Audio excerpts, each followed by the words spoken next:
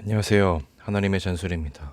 오늘의 기독교 책 리뷰는 교회 속 반그리스도인이라는 제목의 책입니다. 오늘의 리뷰를 보시고 이 책이 나에게 도움이 되겠다 생각이 드시면 가능하면 구매를 하셔서 읽어보시는 것을 추천드리겠습니다. 비그리스도인이나 미그리스도인은 일생 복음에 관해 정확하게 들어본 적이 없습니다.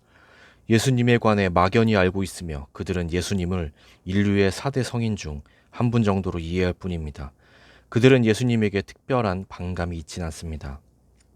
그들이 반감을 느끼는 대상은 소위 예수 믿는 사람들이고 그 가운데서도 특히 예수를 믿는다면서도 예수와 상관없이 사는 사람들입니다. 예수님이라면 하시지 않았을 일을 해서 예수님을 오해하게 하고 심지어 교회를 외면하게 해서 사람들을 구원의 길에서 점점 멀어지게 하는 자야말로 반그리스도인이라고 생각합니다. 즉, 반그리스도인은 예수님을 모르는 사람이 아닙니다. 진정한 그리스도인이란 나보다 이웃에 더 많은 관심을 기울이는 사람입니다. 이기적 그리스도인은 언제나 이웃보다 나에게 더 관심이 있습니다. 진정한 그리스도인이란 나를 이롭게 하는 것보다 이웃을 이롭게 하는 일에 더 관심을 두는 자입니다. 결국 우리는 이웃을 통해 예수 그리스도를 따라갑니다.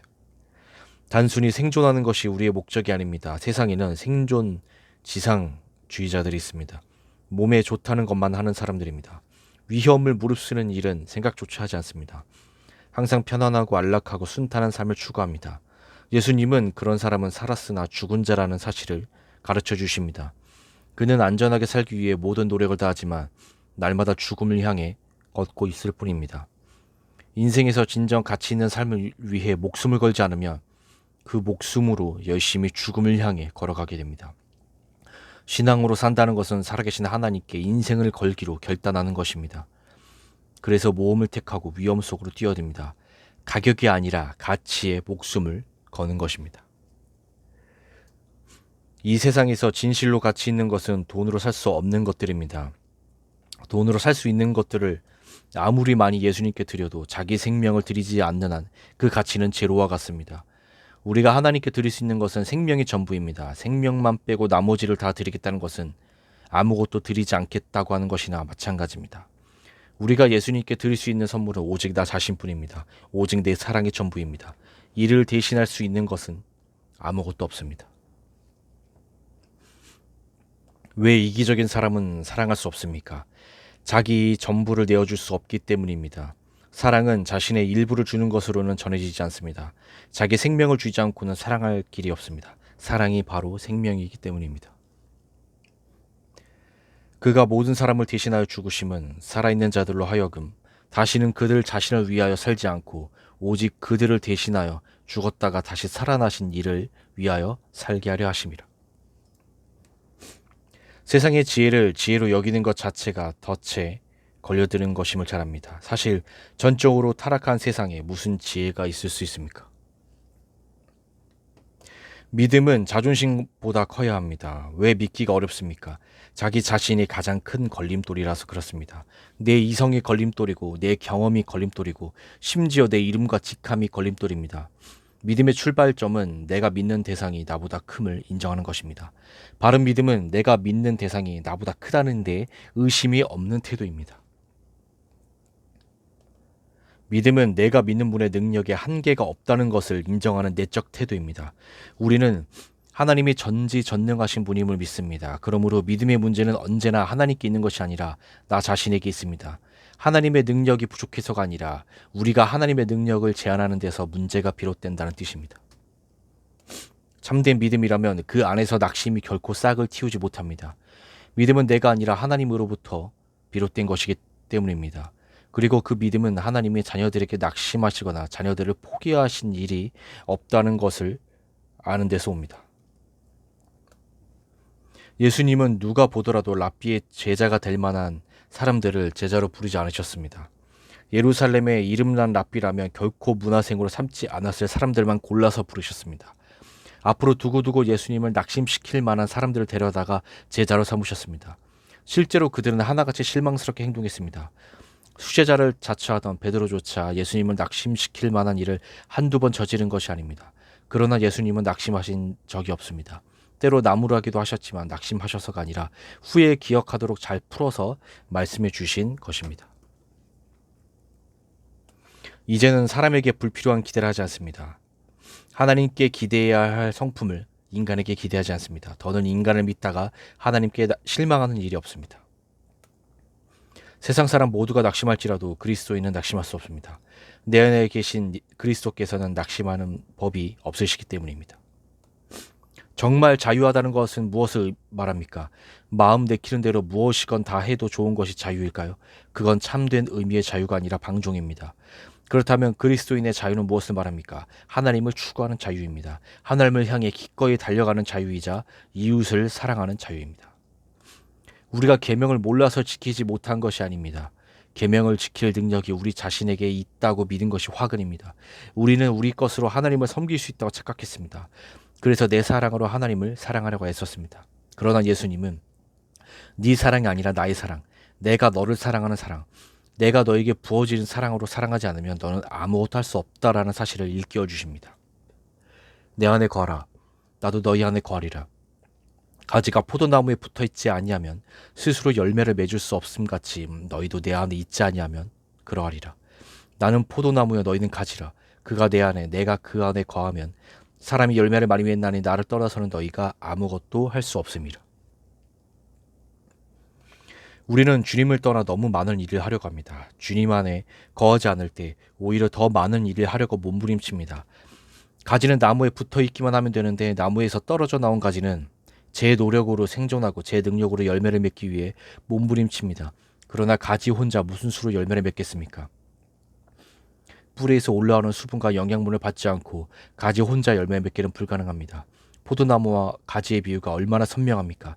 예수님은 열매 없는 가지들은 모두 불살라지게 될 뿐이라고 말씀하십니다. 성경은 하나님을 떠난 것을 죄라고 말합니다. 하나님을 향해야 할 인생이 다른 곳을 향해 걸어가는 것을 죄라고 말합니다. 하나님을 바라봐야 할 시선을 다른 데로 돌리는 것, 하나님을 찬양하라고 주신 입술로 자신이나 다른 대상을 찬양하는 것, 하나님을 경배해야 할 인간이 하나님이 지으신 또 다른 피조물을 숭배하는 것, 그것이 죄의 습성입니다. 결국 내가 하나님같이 되려는 것, 내가 선악을 판단하는 주체가 되려는 것이 죄의 본질입니다. 자기 자신이 어떤 존재인지를 적나라하게 파악한 사람은 자신을 대단하다고 착각하지 않습니다. 스스로 겸손해질 수밖에 없습니다. 인생의 가장 큰 심각한 문제는 자기 자신을 누구보다도 잘 안다고 스스로 생각하는 데부터 싹이 틉니다. 내가 어떤 사람인지 잘 모르겠다고 하던 시절에는 하지 않았을 말을 내뱉고 하지 않았을 행동을 거침없이 하다가 문제가 터지는 것입니다. 왜 이런 일이 일어납니까? 무엇이든 익숙하면 잘 안다고 착각하기 때문입니다. 누구에게든 가장 익숙한 사람은 말할 것도 없이 자기 자신일 것입니다. 그래서 나를 가장 잘 아는 사람은 바로 나 자신이라고 생각하게 됩니다. 이런 생각을 의심하는 사람은 거의 없습니다. 그런데 정말로 그렇습니까? 이것이 사실입니까? 안타깝게도 사실이 아닙니다. 우선 오랜 시간을 함께 있다고 해서 잘 안다고 자신할 수 없습니다. 많은 시간을 함께하는 까닭에 오히려 무심해지기 쉽습니다. 평생을 함께한 아내를 또 남편을 제대로 모르는 사람이 적지 않으며 평생 친구로 여겼던 사람에게 배신당하고 어쩔 줄 몰라 하는 사람이 한둘이 아닙니다. 그 오랜 시간을 함께 해온 배우자나 친구도 잘 알지 못하는데 자기 자신인들 크게 다르겠습니까? 내가 그들을 제대로 알지 못했다는 사실을 몰랐던 것처럼 나 자신도 제대로 알지 못한다는 사실을 모르는 것 아닙니까? 자기 자신을 잘 알지 못하는 사람들이 보이는 전형적인 마음의 상태가 있습니다. 우월감과 열등감입니다. 내가 나를 잘 안다면 주변 사람들과 비교할 일이 없습니다. 거울을 들여다보면서 자기에게 누구냐고 묻는 사람이 있습니까? 거울 속에 비친 사람이 혹시 내가 아닐지도 모른다고 염려하는 사람이 있습니까? 내가 나인 것이 분명한데도 왜 어떤 사람 앞에서는 우월감을 느끼고 또 다른 사람 앞에서는 열등감을 느낍니까? 내가 나를 잘 안다고 하지만 사실 흔들리지 않는 자아상을 갖지 못했기 때문입니다. 변하지 않는 자아상이 무엇인지를 모른다면 나는 나를 모르는 것이나 다름없습니다. 더 큰 문제는 나의 내면입니다. 나의 내면을 세세히 알기가 결코 쉽지 않습니다. 우선 자기 내면을 제대로 살펴보는 사람이 많지 않지만 살핀다 해도 그야말로 시시각각 변하는 것이 사람 마음이고 일생천변만화하는 것이 인간의 내면입니다. 그러므로 하루 종일 자기를 들여다본들 자기 자아를 특정할 수 없을 뿐더러 사람을 대하는 태도가 일관되도록 매 순간 붙들고 있을 수 없는 것 또한 나의 속성입니다. 이토록 요동치는 마음을 자기 뜻대로 어쩌지도 못하면서 온전히 내 것이라 여긴다면 얼마나 어리석은 일입니까? 내 마음대로 안 되고 내 뜻대로 다루지 못하는 것이 어떻게 내 것입니까? 그리스도인이란 내 것 아닌 것을 내 것 아니라고 인정한 사람입니다. 즉 내 것 아닌 내 마음을 미련 없이 원래 주인에게로 돌려보낸 사람입니다. 그리고 그 마음의 중심에 그리스도를 모신 사람입니다. 그래서 더는 자기 마음의 주인 노릇하지 않는 사람입니다. 마음의 주인이신 그리스도께서 생각하는 대로 생각하고 느끼는 대로 느낄 때 비로소 그리스도와 나는 하나라고 말할 수 있습니다. 우리는 믿음 생활을 하면서 이런저런 일로 얼마나 자주 서운해합니까? 서운함의 문제로 교회가 소란스러워지는 경우가 얼마나 많은지 모릅니다. 특히 교회 직분과 관련해서 적지 않은 성도들이 서운함을 내비칩니다. 왜 누구는 직분자로 세우고 자기는 빠졌느냐고 섭섭해하고 그 경위를 따지는 통에 마음 상하는 사람이 적지 않습니다. 들어보면 서운해할 만하고 따질 만도 해 보입니다. 그럴 이유가 충분해 보이긴 합니다. 그러나 그건 세상의 판단에 비추었을 때의 이야기입니다. 교회에서는 무슨 일이건 내가 빠졌다고 서운해할 이유가 단 한 가지도 없습니다. 섭섭한 그리스도인은 반그리스도인입니다. 사실 다른 사람에게 영광을 빼앗겨 섭섭한 것이 아니라 그리스도의 영광을 가로채지 못해 섭섭한 것 아닙니까? 그러니 반그리스도인이 아니고 무엇입니까? 이 시대 많은 교회가 능력을 잃었다면 섭섭귀신에 사로잡힌 반그리스도인들이 교회 안에 슬며시 들어와서 이런저런 직분을 차지하고 있기 때문일 것입니다. 그들이 교회 안에서 수시로 일으키는 반목과 질시 때문에 얼마나 많은 그리스도인이 교회를 떠나는지 모릅니다. 예수님이 자기를 부인하고 자기 십자가를 지고 따르라고 하신 명령에 순종하는 그리스도인이라면 주의 일을 감당하다가 섭섭타령을 하는 일은 평생 없을 것입니다. 혹시 당신의 마음에 섭섭함이 있습니까? 은혜와 감사는 손바닥과 손등의 관계입니다. 은혜를 아는 만큼이 신앙의 깊이이고 감사하는 만큼이 신앙의 믿음의 깊이입니다. 맹인이 외쳐 이르되 다윗의 자손 예수여 나를 불쌍히 여기소서 하거늘 앞서가는 자들이 그를 꾸짖어 잠잠하라 하되 그가 더욱 크게 소리질러 다윗의 자손이여 나를 불쌍히 여기소서 하는지라. 맹인이 외치는 소리가 얼마나 크던지 제자들이 꾸짖었습니다. 왜 이렇게 소리를 질러대느냐 잠잠하라. 절박한 사람은 눈치를 보지 않습니다. 우리는 때로 너무 점잖습니다. 반듯하게 예절을 갖추어야 주님이 돌봐주시리라 생각합니다. 그래서 부르짖는 기도를 잘 하지 않습니다. 여간에서는 큰 소리로 기도하지 않습니다. 예수님의 이름을 크게 불러 외치지 않습니다. 바디메오는 달랐습니다. 그에게는 이번이 마지막 기회일지도 모른다는 절박함이 있었습니다. 제자들이 꾸짖건 욕하건 그에게는 문제가 되지 않았습니다. 예수님과 시선이 부딪히기만 하면 됩니다. 그는 큰 소리로 예수님을 부르며 더 크게 소리 질렀습니다. 다윗의 자손 예수여 나를 불쌍히 여기소서. 예수님은 그의 매너가 아니라 중심을 보셨습니다. 눈뜰 만한 믿음을 보셨습니다. 우리는 성경에서 말하는 돌이킴이 무엇인지 압니다. 세상을 향해 달려가던 발길을 돌이켜 예수님께로 돌아온다는 것의 의미가 무엇인지 압니다. 무엇보다도 그것은 죄를 회개하고 돌아옴을 의미합니다. 지금까지 살아온 삶의 방식과 가치관을 바꾸기로 결단함을 의미합니다. 다른 사람을 비방하는 버릇은 반그리스도인이 보이는 심각한 증세입니다. 그는 다른 사람을 좋게 이야기하는 법이 없습니다. 무슨 일이건 좋게 말하는 적이 없습니다. 그 마음이 늘 실타래 꼬이듯 꼬여있기 때문입니다. 자기만 누군가를 비방하는 것으로 그치지 않습니다. 다른 사람들에게도 전파해서 그들까지 비방의 대열에 끌어들입니다.